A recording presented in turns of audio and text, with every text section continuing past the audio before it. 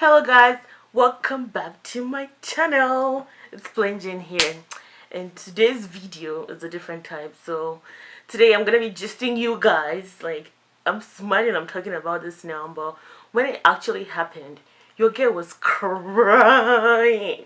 You guys, I was crying and I was so scared, but thank God that's not the story. So let's get right into the story. Amen. Anywho, so um the first, actually this happened twice, which is funny. The first time it happened was 2015. It was 2015 summer, and that was in May. Yeah, that was in May. So I came to Canada 2011, and then you get study visa for 5 years.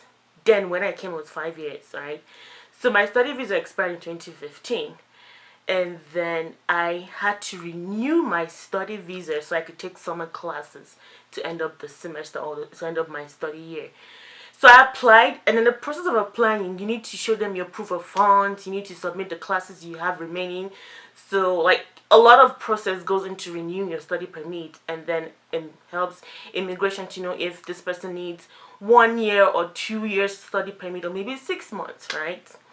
So I don't know what I did wrong, but I applied for my study permit like 3 months before the expiry date because I had to go to Ottawa to renew my Nigerian passport, and my passport expired too, and all of that. So now my passport is good for another 5 years, right?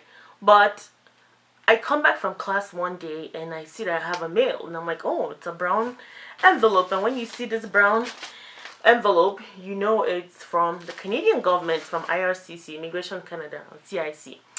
So I'm excited. I'm like, oh, my work permit, my study permit actually is here.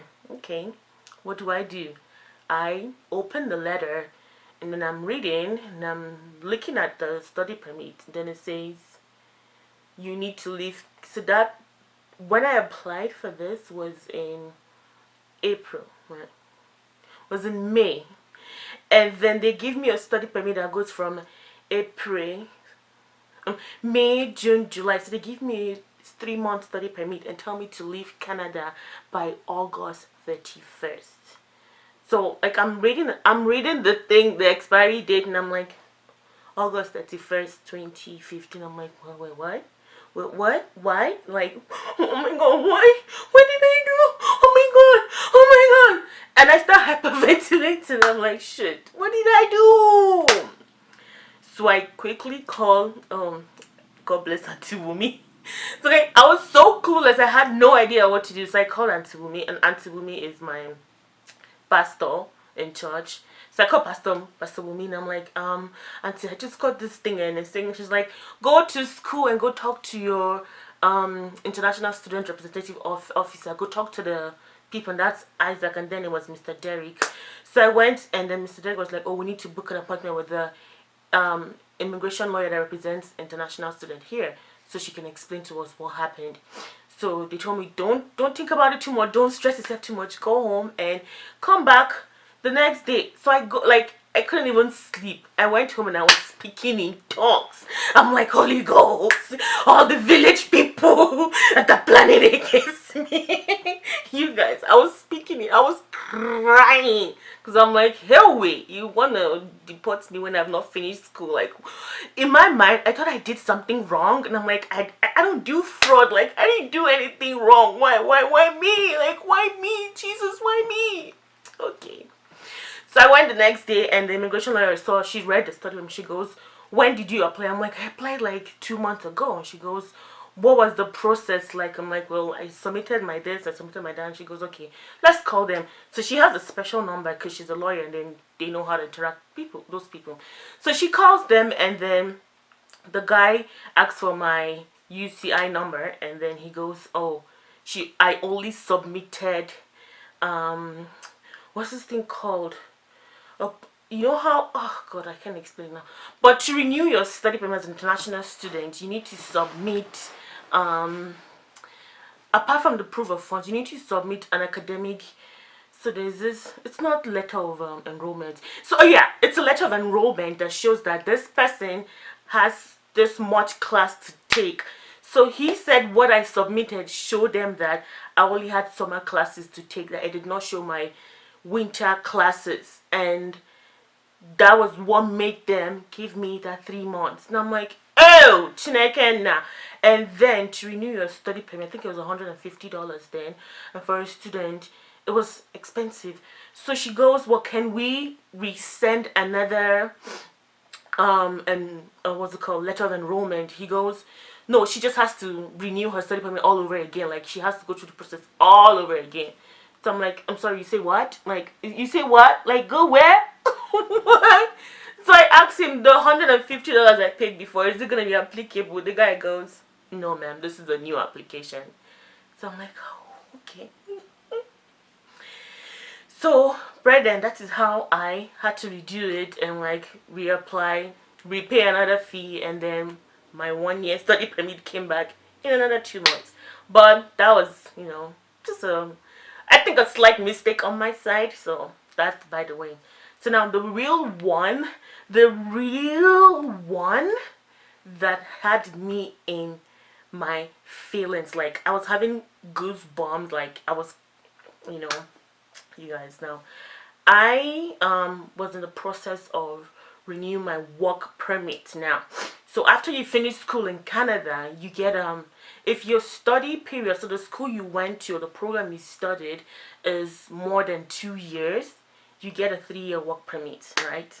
And mind you, when I got this work permit, I'm like, oh my god, in 3 years time I'm finna be having my citizenship, not even PR, I'm gonna have my citizenship by then. We're speaking it into existence, and we're speaking in faith. But when you start looking for a job and the jobs you get, they don't fit into the knock you're trying to use to apply for PR, or things just don't go as planned. Anywho, what did I do, ladies and gentlemen? So what did I do? Yeah, girl. I got my what's it called? Okay, I had all the steps. I'd done all the required and necessary step that needed for me to renew my work permit, right? I had everything complete. I had all my compliance fee form. Everything was complete. I just needed to go to the border and renew this thing. So like, and you know how people tell you, oh, I did mine in the border, it was easy, it was same day and all of that. So like, my work permit was expiring in a week. Like, I had 1 week, guys. Jesus is good. Like, thank you, Lord, for how you've been saving your daughter. Thank you, Father. My work permit is going to expire in 1 week, guys. And the border, or the border service I was told to go to, is 8 hours away from where I stay. I cannot drive 8 hours for one, like 8 hours to going, and then that's like 16. For me it's a 20-hour drive, because me, I don't know how to drive like other people. Like, I take my time, because like there's no need to rush. I don't rush anywhere. So I just, slow and steady wins the race. So I checked the thing, the North Portal. I'm like, I can't do this. I have to work the next day. If I drive for 20 hours and have 24 hours in a day, I'm not gonna be able to go to work. And I did not want to call in sick, or like I did not have the time to switch my shift to, because it was just, everything was happening in like a rush, sort of. Like, God is good, man. Like, I'm sitting here, this is me testifying about this thing 1 year later, and it's a scary time. But yeah, anywho, I called, like, I searched borders close to where I live, like, not too, I typed 2-3 hours but distance, for me to drive. So I found this one, and I called their number. So I'm like, hey, my name is this, and this is my situation, and I just wanted to know, do you guys do this at the border? Like, can I come? And I specifically, like, I remember, what's that English? I specifically, you know what I mean? I specifically, like, I'm repeating that thing because I knew I told that officer. I'm like, so let's say his name is Officer Johnson. So I'm like, so I do not have a visa. I do not have a visa on my passport, because I have not left Canada in any time since I came in. So I don't have a visa. I never applied to renew my visa. am I allowed to still come to the border? That's what I asked him. Can I still come? Because I just want to renew my work permit. He goes, oh yeah, sure. Just tell, when you get to the US border, tell them to send you back to Canada. Tell them you're coming to renew your work permit, right? I'm like, okay, that's fine. Easy peasy. You know what I mean? So, I get dressed. It's on a Thursday morning. I get dressed, wake up early, do everything. The night before, I bought gas, filled my car because I knew the journey was finna be long. And I don't know the road there, so I'm like, maybe there might not be any gas station for me to stop by. Just fill up this gas and, get ready to go. So I did all of that and prayed before I left the house. Packed, and you guys, I have 3 passports, and I'll explain this thing to you. Packed all my documents, all what was required of me, because I wrote the list down, took everything, and I, embarked on my journey. So I'm driving, playing my Christian songs, like, just keeping uplifting myself and going, just going. I was only, I was having faith, like, God, I'm gonna get my work permit today. Hallelujah, I'm gonna get my work permit today. Driving in, we're cruising, just going, and then I get to the border, and it's the US border. So you come and then you go to the US part, and then he goes, what are you doing here? So I'm like, hi, I called the Canadian border office yesterday. I told him I was coming to renew my work permit, and I showed him everything, and he told me to just come. And I told him I don't have a visa. He goes, you are inadmissible to the US. You can't come in. I'm like, no, I am not coming to the US. I just want to go through. I was sitting at the US side. I think the US side of the border. And he just kept going, like, asking me questions like, when did you come into Canada? How long have you been in Canada for? What is plenty story, like, just. And I'm like, this is the thing, this is it. I kept answering him, but he was asking me questions like, maybe I tried to come cross the border illegally or like claim asylum sort of a thing. Because I'm like, I have papers, like, what are you asking me questions for? Anywho, finally finished, and then he tells me to drive my car into the Canadian side, and then he's gonna meet me at the other side. So I don't know what he did. I don't know. He just gave me a paper that said, right now you're inadmissible to the US or whatever. So I get to the Canadian side, and I have all my documents with me. So I'm like, hello, hi, good morning, my name is this, and I'm here to renew my work permit. I called yesterday, and Officer Sizzle told me to come in. And then he goes, well, Officer Johnson is not working today, he's off today. And I'm like, okay. So, well, this is my situation. I have this, I have that. I'm just here to renew my work permit and be on my way. He goes, but you can't come into Canada, though. You can't do that. And I'm like, I'm sorry, what? He gets my passport, and then he goes, you don't have a visa. Wait, so let me show you guys the passport. So this is my new passport that I just renewed last year. I haven't gone anywhere. I don't know if you guys can see. I have not gone anywhere. Like, I haven't traveled anywhere. So there's no visa on it, right? This is the one I came into. This is the one I brought when I came to Canada. This is the one I brought, right? This is the visa I had, and this visa, if you can see very well, this is my study visa. This visa is expired. It's expired. It expired since 2015. So here I am, 2019. I'm telling this officer I don't have a visa, and so he goes, so how did you come into Canada? And I went, okay, I came here as a student, and after school I got a work permit, but I have never left Canada in any time that would require me to apply for a visa. I haven't left Canada, so I never thought to apply for a visa, because, like, what am I using? Why will I pay you guys for something I'm not gonna use? You get it? So I was speaking all this big English, and I thought I had I thought I had things, to, what am I gonna say? I just thought I had everything figured out in my head. But then this officer just kept punching on his computer. He goes, from my computer here, it says anybody from your country needs a visa to come into Canada. I'm sorry, ma'am, you are inadmissible to Canada today. I'm like,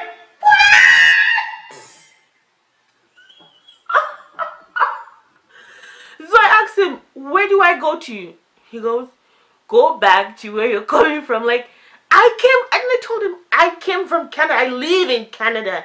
He goes, yeah, but today you're no longer going to live in Canada. You have to go back to your country. I'm like, what? So now, in the English I was speaking, like, the confidence I thought I had, everything vanished. So my eyes already turning red. And I start trying to, like, calm myself down because I'm like, this guy does not know that this is my life he's trying to destroy right now. Why can you not, like, how would you tell me I can't come into Canada? I live in Canada. And so he goes, yeah, it says Nigerians need a visa to come into Canada. So I'm like, okay, I told Officer Johnson before I came yesterday that I do not have a visa, and he told me to come. That's why I'm here.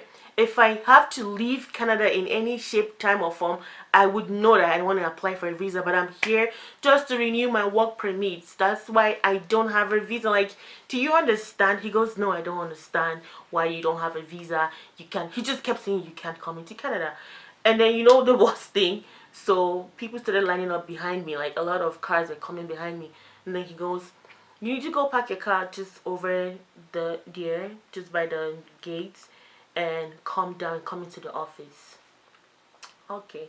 And then he goes, do you have anything in your car that is not allowed to come into Canada? I'm like, no, nothing. And he goes, whatever document you have, bring it with you and come into the office. Okay, so I come into the office, and at this time I'm already thinking, God, why me? I was just came here to get my work permit, like, why me, Lord? Why me? Why me? Like, who do I call? Who? Nobody. It's just me, myself, and the Holy Spirit. Like, nobody. I don't know anybody to call. I calm down, I go into the office, and then he goes, just sit down and I'll get back to you when I finish with these other people. So I'm sitting down and I can't breathe. Like, and somebody was trying to call me then. I couldn't even pick my phone call because I was so scared.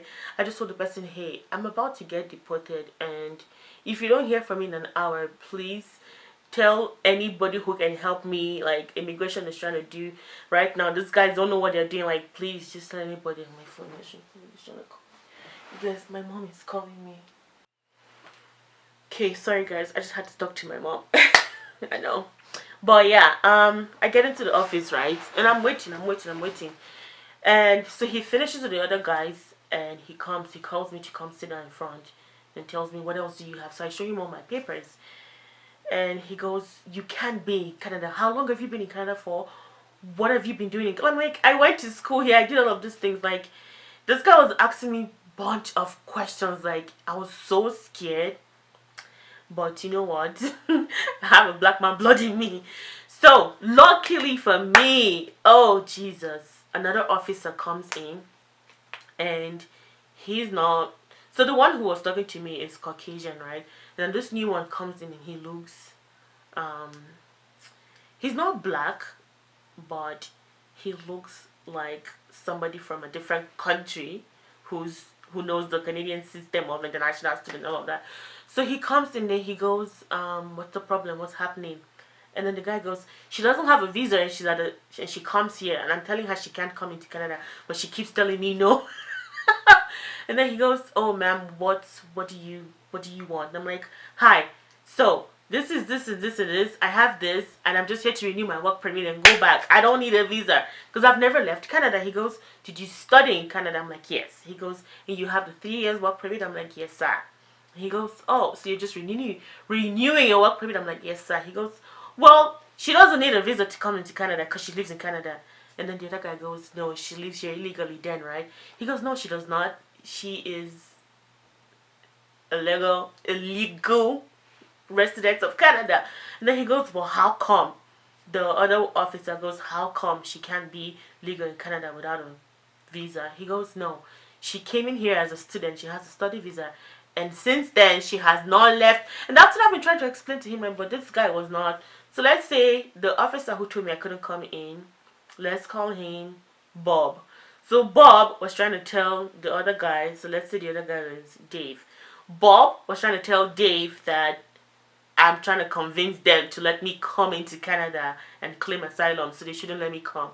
But Dave was trying to explain to Bob that no, she has all the legal required documents, so she can come, right? And then Bob was getting so mad and confused.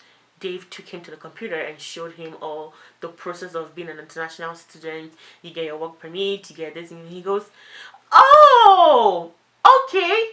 Oh," and I'm like, "Yeah, oh, you too." I'm like, "Yeah, oh, you too." Nonsense. So he goes, "I'm so sorry." I'm like, "Yeah, now I'm feeling like you owe me, man. You owe me." So I'm like, I told you I'm not here to claim asylum. I told you." And then he goes, "I'm sorry, ma'am. You don't have to do that." I'm like, "No, you made me feel like I was lying. You made me feel like I was lying." I was just trying to make him feel bad for making me feel bad all this time. And we spent like almost an hour, like literally, right? So now here comes the confusion. And then he goes, "Why do you have 3 Nigerian passports?" And I'm like, "Because when the first one expired, I had to renew for the second one. And the second one was going to expire April this 2020. But because I needed to renew my work permit and I needed a passport that had more than 2 years expiration date, I had to renew my passport to get my work permit extended, right? Like, so if I did not renew my second Nigerian passport that was going to expire April 2020. So you guys, backstory, this story I'm telling you guys happened in 2019, right? And we're in 2020 now. So in 2019, my passport was going to expire April 2020. If I had not renewed it and I got my work permit renewed, my work permit was going to expire this month. And with all these things going on right now in the world, I would not have been able to renew my work permit again. So, as a smart girl that I am, and as a fast thinker, hallelujah. But no, just like for logistics sake and like, just quick reason, I just thought, what, renew your passport and get that 5 years expiration date solid, so that when you get your work permit renewed, you can have enough time on your work permits, right? So I renewed my passport I renewed my passport last year, July or June. And he goes, "You have a passport that is not expired yet, and then you had to renew to get a new one. Why would you do that?" Like, this Bob guy was so confused with my situation. He just kept saying, "Why do you have all these things that don't add up?" I'm like, "Okay, sir, let me explain to you. If I come in here to renew my work permit, you're going to look at my old passport and give me a work permit till this time when my passport expires, right?" He goes, "Yes." I'm like, "I don't want that for myself, because I don't want to be coming back every 3 months or 6 months to come renew my work permit, and I don't want to be paying that fee, because you have to pay a fee every time. So because I just want to pay a one-time fee, I had to renew my passport for a longer time, so my work permit can go for a longer time." He goes, "Okay," but then he goes, "But this passport is not expired though." I'm like, "It is not expired, but then it's in there's this, what did they put in it? What's that thing? There's something they put in the passport. If so, it's cancelled without prejudice, right? It's not expired, but they cancelled the passport. So I couldn't use it I couldn't use it anyway. So, oh my god, this guy was so confused. And then the other guy had to keep explaining things to him. And then they told me, "Okay, they're gonna review the work permit." So these guys take all my papers, and then they go into a different room, and then they come out, and then they ask me, "Where do you live now?" So I give them my address. Then they go, "We can't find you in the system." I'm like, "What does that mean?" Like, and then he goes, "The address we have for you is so and so place, Sigawila." And I'm like, "Huh? I lived there like 8 years ago. I don't live in that place anymore. Like 7 years ago." And then he goes, that's the only address we have for you. Like, there's nothing about you in the system. He goes, have you given us your biometrics? I'm like, what is that? He goes, your fingerprints. Like, have you given us? I'm like, I think I did that before I came into Canada, but I'm not sure I've done that after that. He goes, well, this is the problem, because we can't find you in the system. You're gonna have to give us your fingerprint, and to do that, we don't do that in this office. You have to go to Regina. I'm like, sorry, what? He goes, yeah, we cannot renew your work permit. You will have to go to Regina to give them your biometrics, and then from there they can help you renew your work permit. So I'm like, no, no, no, no, no. I just told him I need this work permit today, though. And then Bob goes, I'm sorry, ma'am, we can't do it for you today. It's not gonna happen. I'm like, so why did I come here? He goes, we're sorry, yeah, we can't do it for you today, but we have booked an appointment for you in Regina. So you need to drive all the way to Regina right now. You guys remember I was avoiding driving for a long I was avoiding a long distance travel because the border I had gone to was just an hour 45 minutes away from me. Now he wants me to go to Regina, and Regina from where I was at that time was almost 4 hours away from me. Like, shoot me now. Okay, so I'm like, you booked it up. He goes, we booked an appointment for you and you need to leave now. Mind you, I got to that border at 9 o'clock, and the time they're telling me they booked an appointment for me was already 12 p.m. So I have to drive to Regina and get to Regina by before 5 because they close by 5, right? Now I'm like, okay, you have done your worst, and you know what? I'm not even gonna say anything. You want me? Like, kept asking me, I can't go tomorrow. He goes, no, the appointment is for today. You have to go today. You have to go today. I'm like, okay, I have to go today. Well, ladies and gentlemen, that's so I take Enter Road. That was how I got into the highway, and I don't know who was driving, but that person drove, and I got to Regina by I think 4:30 p.m. or so, and I was sleeping. Like, that was the worst travel experience I think I've had so far, because I was sleeping and waking up, and I was going in and out of sleep and driving, and it's really bad. Like, I was so stressed, and it's something I don't wish for anybody to do. So I got to Regina, and then I had to go to the international arrivals at the airport, and then he goes, oh, you're you're the one with 3 different passports, right? And I'm like, hmm. Because when I got to Regina, I just took my new passport and then my documents I had. And then I'm like, I'm sorry, what? He goes, yeah, you're the one with 3 different passports, right? I'm like, oh. He goes, yeah, they told us about your story. So why do you have 3 different passports? I'm like, is that a problem? He goes, well, we just want to know, why do you have 3 different passports? I'm like, oh, okay, because one of them is expired and the other one was gonna, and he goes, oh, okay, and what do you do for a living? I'm like, what the hell? You guys thinking I'm like a fraudulent person, or like, what? Why are you asking me all these questions now? And then he goes, we can't take your biometrics because you need a letter from the government to send you here to come to it. So I'm like, why did the other guy not tell me this? Like, you guys are just in this office. You don't even, like, you know what, you guys, I got so mad because these guys, they're transferring me from one place to another, and they were not communicating with each other. Because if the guys in Regina had told the other guys that she can't come in here, she needs a letter from the government, maybe I would have not killed myself to go and do it. Like, so I will not suffer myself to drive 4 hours and then you tell me I can't do it. So I told him, I don't understand. They told me to come here. They booked the appointment. He goes, yeah, they booked the appointment, but then you need an official letter from the government. This is why I just go mad, and I'm like, you know what, I don't give a spoon anymore. Like, I'm done. And then I'm just going to go apply online. He goes, you can't apply online. I'm like, why not? And then this guy tells me I need to go for medicals first. And that one is a story. It's a story for another day. I'm going to do another video and explain to you, international students who are in the process of renewing their work permit, you've gotten everything.